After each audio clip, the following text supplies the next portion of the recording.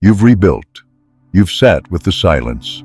You've walked through the wreckage of heartbreak, not as a victim, but as a student. And now, something unexpected happens. You feel ready to connect, to open, to love again. But this time it's different. This time you're not desperate, you're not chasing, you're aware. Still, a fear lingers. Can I love someone without losing myself? The Stoics would answer, yes, if you love like a Stoic.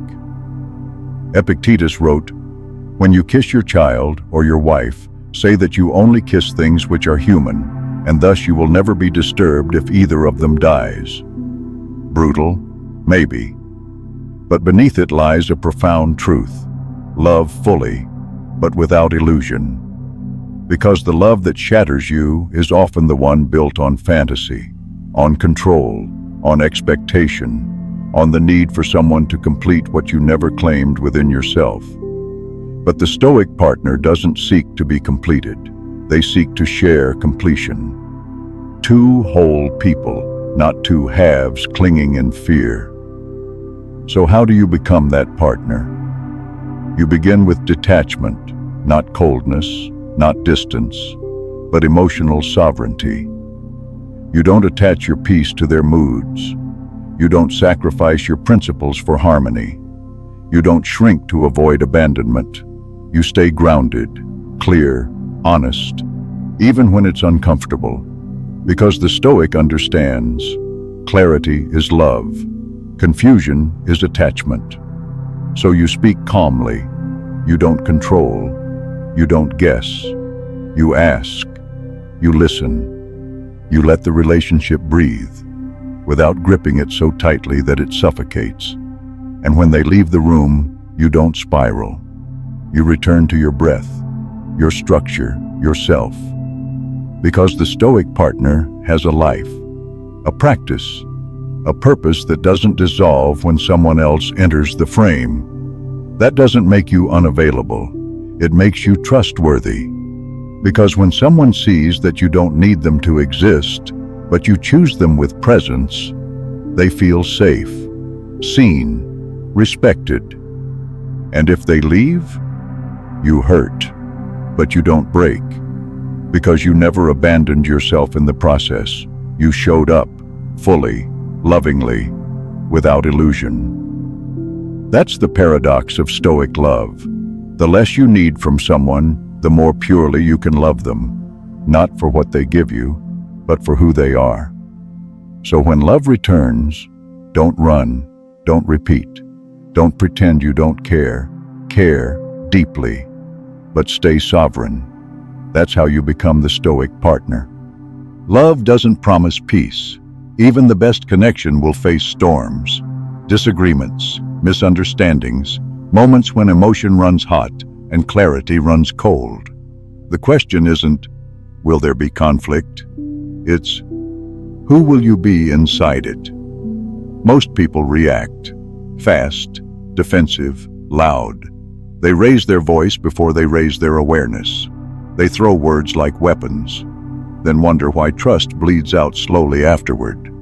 But the Stoic doesn't explode. The Stoic observes. Marcus Aurelius wrote, "When you are offended at any man's fault, turn to yourself and study your own failings. Then you will forget your anger." That's emotional responsibility. It's not blame. It's not passivity. It's presence. You stop pointing fingers and start holding mirrors. Not because the other person is innocent, but because your reaction is always your own. So when conflict appears, what does the Stoic do? They pause. They breathe before they speak. They sit in the fire of discomfort without adding fuel. You might feel anger rise. You might feel the urge to correct, defend, control. Let it rise. Let it pass. Speak slowly. Name facts, not assumptions. Ask instead of accuse. Because the Stoic partner knows there's a difference between truth and reaction. One heals, the other divides. And when the other person is overwhelmed, You don't escalate. You don't mirror their chaos. You ground the moment with your presence. This is not weakness. This is leadership, emotional leadership. It means you refuse to let your peace be hijacked by temporary tension. You choose silence when noise would do more harm. You choose clarity when your ego demands defense. You choose repair over victory. And when you're wrong, you admit it, not to lose power, but to build it. Because the Stoic doesn't avoid being wrong. They welcome it as a path to wisdom. And if the relationship can't hold this kind of responsibility, if conflict becomes a war instead of a window, then the Stoic doesn't beg, they release. They walk away not out of rage, but out of respect for truth. Because true connection should sharpen you, not shatter you. Love without boundaries isn't love. It's sacrifice. It's erosion. It's the slow disappearance of your voice in the name of keeping the peace. But here's the irony. Peace that costs your truth isn't peace. It's self-abandonment. The Stoic partner knows this. They don't confuse kindness with compliance. They don't say yes to avoid discomfort. They don't betray themselves to be the bigger person. They understand what Marcus Aurelius meant when he wrote, "The happiness of your life depends upon the quality of your thoughts, and your thoughts are shaped by your environment. Who you let close, what you tolerate, where you draw the line. That's where boundaries come in, not as walls, but as clarity, not as punishments, but as practices. So how do you set them? Without guilt. First, you get honest about what you need, not what others expect you to need, not what culture romanticizes, but what actually protects your peace. You ask yourself, what conversations leave me drained? What behaviors shift me out of alignment? What rhythms support my growth? Then you speak, calmly, directly, without flinching. You say, I'm not okay with that tone. I need time to process before I respond. I won't continue this conversation if it becomes disrespectful. I love you, but I won't cross that line with myself again. It will feel uncomfortable. You might fear being seen as cold, as too much, as distant.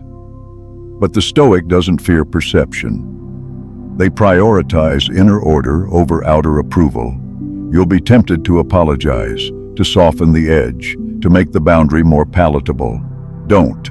Let your calm speak louder than your compromise, because the ones who are meant for you, they'll respect your boundary, even if it confronts them. And those who recoil, those who guilt trip or gaslight, they're not rejecting your love, they're reacting to your growth. And that growth doesn't need to shrink. You are not responsible for managing other people's comfort at the expense of your integrity. The Stoic path is quiet, but it's not passive. It requires the strength to say, this is who I am. This is what I need. This is how I stay at peace with myself. And once you learn that, love no longer feels like walking on eggshells. It becomes something cleaner, simpler, more stable, not because it's perfect, but because you are no longer at war with yourself inside it. Intimacy doesn't mean merging. It means meeting, fully, honestly, without losing yourself in the process. But for many, closeness becomes a trap. They confuse being seen with being needed. They fall into the illusion that love requires sacrifice of self. The Stoic challenges that illusion. Epictetus said, "Seek not the good in external things. Seek it in yourself." That includes love, intimacy, connection. You don't become someone through love.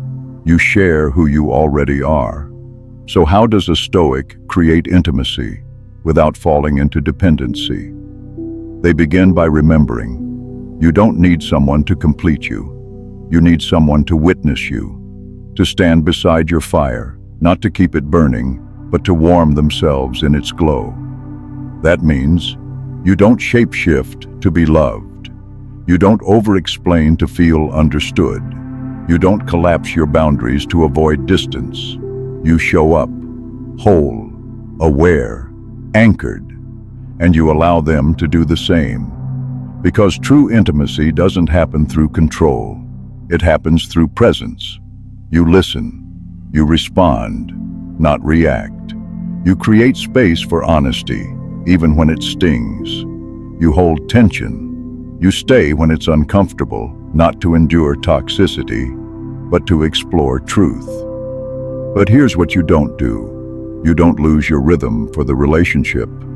The Stoic still walks alone sometimes, still keeps routines, still cultivates solitude, because dependency sneaks in through neglect, when you forget who you are without them, when your worth rises and falls with their attention, when you confuse silence with abandonment.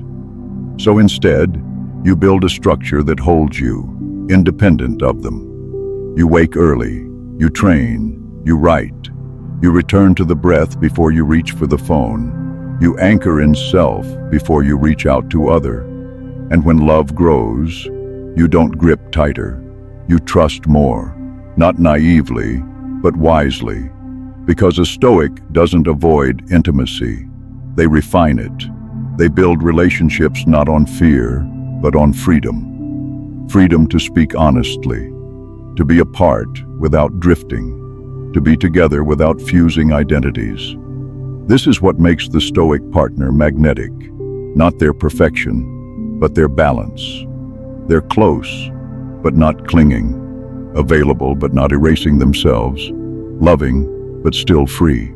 No love is untested, not even the strongest bond, because connection is not the absence of pressure, it's the proof of how we respond when pressure comes, and it will come. Misunderstandings, triggers from past wounds, disagreements over values, needs, silence. The Stoic knows this. They don't expect constant harmony. They prepare for friction, not with fear, but with philosophy. Seneca wrote, "It is not that we are given a short life, but that we waste a great deal of it." And many waste it fighting battles that prove nothing. Battles of ego, of who's right, of who cares more, of who should have texted first. But the Stoic doesn't fight to win. They stand to understand. So when love is tested, they don't panic. They pause. They ask, is this moment a threat, or is it a mirror? They look within before they point outward. You don't try to fix your partner to calm your fear. You calm your fear, then respond to your partner. You don't weaponize distance. You use silence to reconnect with clarity. Because your peace isn't on loan to them. You carry it, always. But what happens when the test cuts deeper? When something feels like betrayal? When they say what hurts? When they withdraw and the ache returns? Here's where your practice shows. You don't suppress the hurt. You don't pretend to be above it. You sit with it. You name it. And then, you ask if your response builds or breaks. Because not every fight is a signal to run. But not every pain is yours to carry either. You learn to stay calm in the face of misalignment, and strong in the face of manipulation. The Stoic doesn't stay to be loyal. They stay to be clear. And when clarity says go, they go. Not with rage, with resolve. Because the measure of love is not how long you endure chaos. It's how much peace you're willing to protect inside it. You stop thinking love is proven through suffering. You remember, love is proven through respect, truth, repair, not repetition. And if the test becomes a pattern, if you're explaining your needs more than they're being heard, if your boundaries keep being tested instead of honored, you don't argue, you exit, quietly, cleanly, with your dignity intact, because the Stoic knows when to speak and when to leave with strength. You've made it through heartbreak. You've rebuilt your identity. You've opened again, slowly, bravely, deliberately. Now you're here, in love, but not lost in it. Not anymore.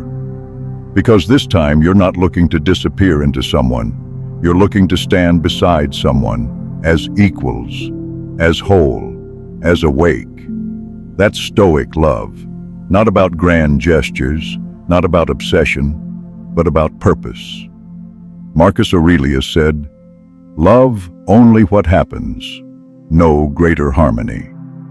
To the Stoic, love isn't just about who you're with, it's about how you are while with them. Do you remain in alignment? Do you keep your structure, your values, your rhythm? Because solitude doesn't end when a relationship begins. It evolves. It softens into intentional space. It becomes your anchor.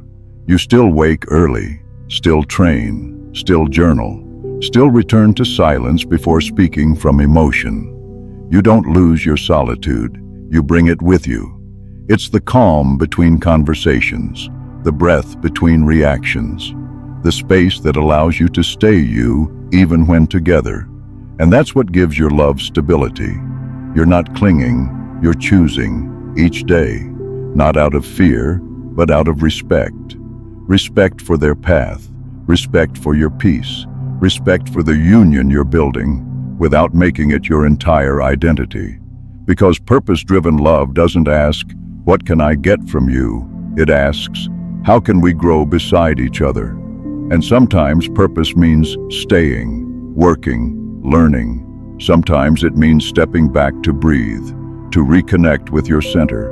And rarely, it means walking away. Not because love failed, but because growth stopped. The Stoic partner doesn't stay out of obligation. They stay from alignment. They don't hold on in panic. They hold presence in peace. And when it works, when both people show up from that place of clarity, of sovereignty, of intention, that's a love that lasts, not because it avoids pain, but because it understands it. It walks through discomfort. It doesn't fear silence. It grows in truth, not fantasy.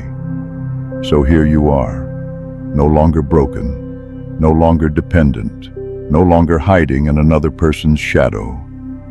You love now, not from fear of being alone, but from strength earned in solitude. And if this message resonates, if you're building love with both hands steady, subscribe. Because Inner Fort isn't just a channel, it's a way of living, quiet, purposeful, whole,